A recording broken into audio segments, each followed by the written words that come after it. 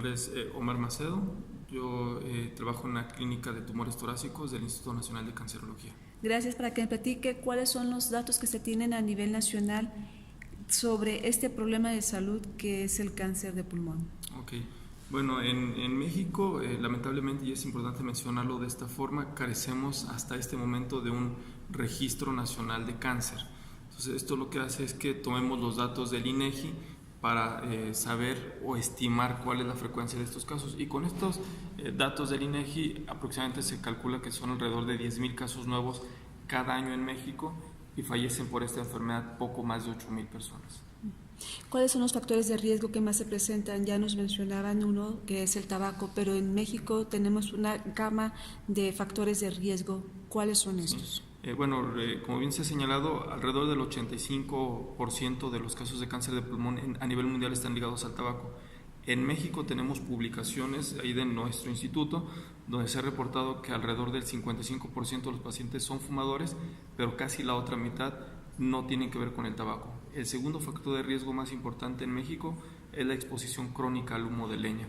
Entonces, en proporción sería 55% tabaquismo, alrededor de un 40% de exposición crónica a humo de leña, y el 5% restante se divide entre contaminación, infecciones crónicas como tuberculosis o exposición a asbesto.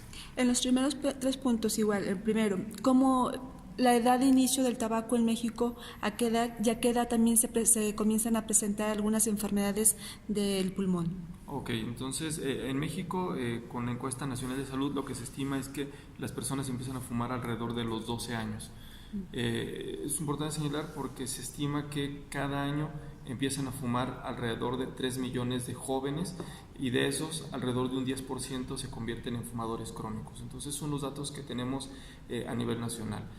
Por otra parte, es importante señalar que el cáncer de pulmón está ligado fuertemente a la intensidad del tabaco, es decir, no solamente a la edad que empezaron a fumar, sino con qué intensidad fuman y por cuánto tiempo fuman. Entonces, esto es importante porque casi siempre el cáncer de pulmón asociado a tabaquismo se presenta después de los 60 años. Esto lo que significa es que se requiere una exposición crónica, intensa al tabaco para desarrollar esta enfermedad. Por otra parte está la exposición crónica a humo de leña, que como decía es el segundo factor de riesgo más importante en México, y este cáncer de los expuestos a humo de leña frecuentemente se presenta después de los 65 años.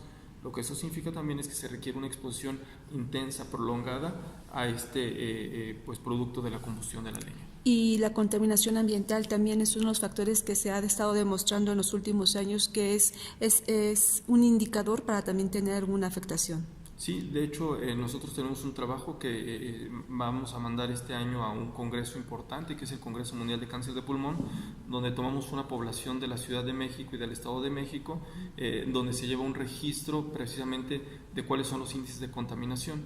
Lo que nosotros estamos haciendo es correlacionar el lugar donde vive la persona con los índices de contaminación de los últimos 10 años, y con eso analizar el riesgo que precisamente tienen estas personas de desarrollar cáncer de pulmón, y además lo estamos contrastando con el comportamiento, es decir, si el cáncer de pulmón asociado a contaminación es más agresivo con aquel no asociado a contaminación. Esos datos los vamos a presentar en este congreso. ¿En qué congreso y en qué parte se va a realizar? Es el Congreso Mundial de Cáncer de Pulmón, que se va a realizar en septiembre, 9 de septiembre, como del 9 al 11 de septiembre, en Barcelona. Oiga, doctor, ¿y el cáncer de pulmón es más frecuente en hombres o en mujeres? Bueno, a nivel mundial se estima que es casi 50 y 50%. Los datos que tenemos en México y particularmente del Instituto Nacional de Cancerología es que tenemos 56% mujeres y un 44% hombres. O sea, esto va como muy en contra de lo que está reportado a nivel mundial, pero en gran medida se explica por eso que mencionaba hace un momento, de un alto porcentaje de personas no fumadoras, que casi siempre esas terminan siendo mujeres. Y en México el diagnóstico, ¿en qué etapa se está diagnosticando el cáncer? Y igual, previo a esta pregunta, que me diga cuáles son los síntomas, los signos y síntomas que la persona puede identificar. Ok, bueno, este cáncer lamentablemente se presenta en etapas avanzadas, y por eso es que los síntomas que generalmente vemos son de etapas avanzadas. En etapas tempranas pocas veces hay síntomas. Los síntomas de presentación más frecuentes suelen ser tos persistente, tos con expectoración con sangre, pérdida de peso, dificultad para respirar que suele ser progresiva. Cuando una persona tiene estos síntomas, habitualmente la enfermedad ya está por lo menos en una etapa 3 o incluso ya en etapa 4. Cuando lo diagnosticamos nosotros, en México hasta el 80% llegan metastásicos, o sea, en una etapa 4. Menos del 5% llegan en una etapa temprana cuando es potencialmente curable. De hecho, también nosotros tenemos una publicación que mandamos el año pasado al Congreso Mundial de Cáncer de Pulmón precisamente, y en esta, que fue en Toronto, y en esta publicación lo que demostramos es que en México existe un retraso de cerca de 7 meses desde que el paciente empieza los síntomas hasta que inicia su tratamiento. Por lo tanto, algo en lo que debemos trabajar es en políticas de salud pública que permita que los médicos de primer contacto también tengan dentro de su mente el diagnóstico diferencial de cáncer de pulmón, además de pensar en tuberculosis, en neumonía, que es algo frecuente en México, también tengan como uno de sus diferenciadores o sus diagnósticos diferenciales cáncer de pulmón. Claro. ¿Los signos y síntomas, doctor, cuáles son? Los que mencionaba hace un momento: tos persistente frecuentemente, tos que generalmente va en ascenso, tos con expectoración, dificultad para respirar, que también suele ser progresiva, pérdida de peso. Y en otras ocasiones, ya cuando la enfermedad está metastásica, depende del sitio de la metástasis. Por ejemplo, en el sistema nervioso central, en el cerebro, suele ser dolor de cabeza, que pierdan la movilidad de alguna parte del cuerpo, crisis convulsivas. Si esto se presenta en los huesos, habrá dolor de huesos, en ocasiones incluso fracturas espontáneas. Doctor, ¿y cómo están los tratamientos a nivel en las instituciones mexicanas? Ok, bueno, lamentablemente el cáncer de pulmón no está dentro de los gastos catastróficos. Esto lo que significa es que nuestro sistema de salud está muy fraccionado, y como sabemos, en el IMSS, que casi el 50% de la población está perteneciente al IMSS, en este momento no tienen acceso todavía a las inmunoterapias. De hecho, en estos prácticamente días, semanas, está por incorporarse ya las inmunoterapias, pero a un grupo muy específico de pacientes, es decir, aquellos pacientes seleccionados por un biomarcador van a ser candidatos a recibir esta inmunoterapia, es decir, no todos los pacientes van a tener acceso a este tipo de tratamientos.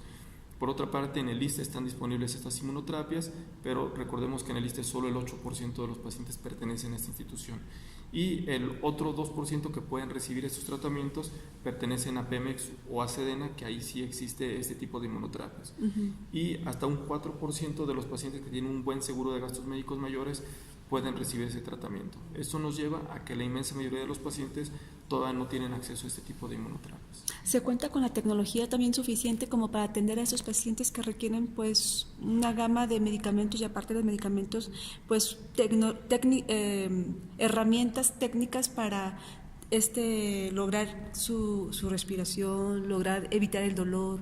Sí, de hecho existe una serie de medidas para apoyar a este tipo de pacientes. Nosotros tenemos estructurados, particularmente en los grandes institutos, el manejo de este cáncer de pulmón de manera multidisciplinaria, que significa que es manejado por el oncólogo médico, el cirujano oncólogo, el doctor de radioterapia, el neumólogo, psicólogos, nutriólogos, y este manejo es el que permite que los pacientes tengan mejor calidad de vida, que se controlen los síntomas, y con un manejo apropiado que se alcancen los desenlaces que se mencionaban, que sean pacientes supervivientes a largo plazo y que no solo vivan más, sino que vivan con buena calidad de vida.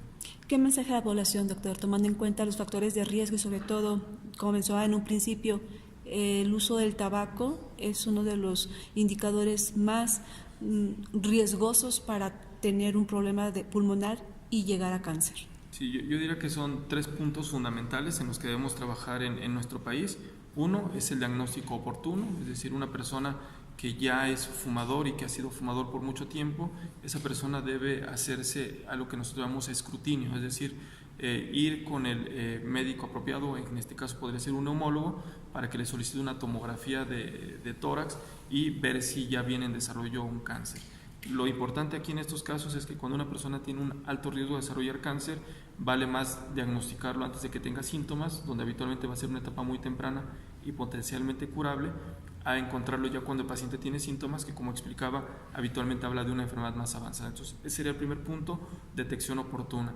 El segundo, endurecer, fortalecer las políticas antitabaco definitivamente. Si no hubiera tabaquismo, pues prácticamente en nuestro país habría 55% menos cánceres de pulmón, y a nivel mundial pues habría 85% menos cánceres por esta relación que existe.